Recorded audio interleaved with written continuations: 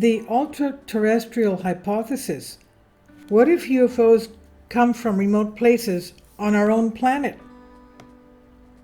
A theoretical paper on extraterrestrials, ETs, written by Dr. Hal Puthoff and talked about for years, has finally been published in the Journal of Cosmology.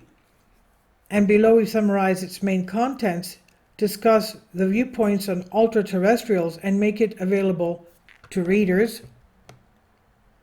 Under the consideration in this document are two momentous statements and their attendants currently known, listed below. 1.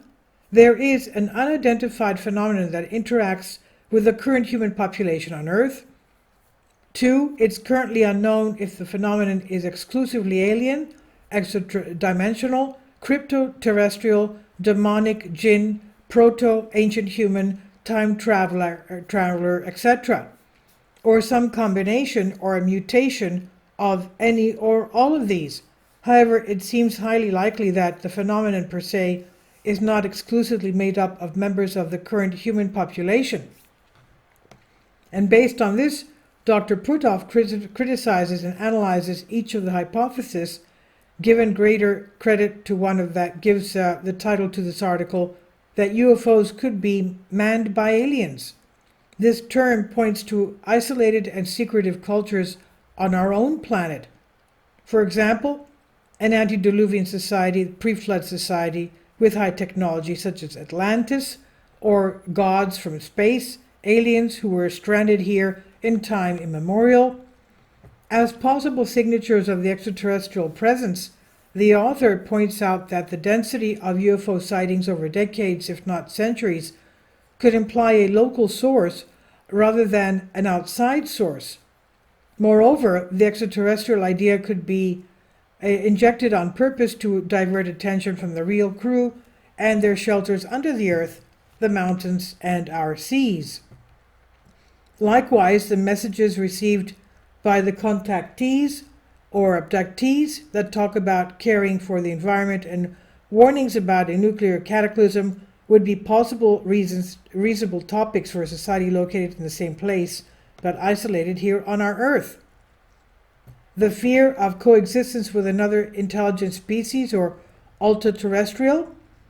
The secret existence of these ultraterrestrials co-located with our civilization would be justified mainly by a widespread fear of exploitation, even annihilation, due to vulnerabilities, despite possessing certain levels of technological superiority.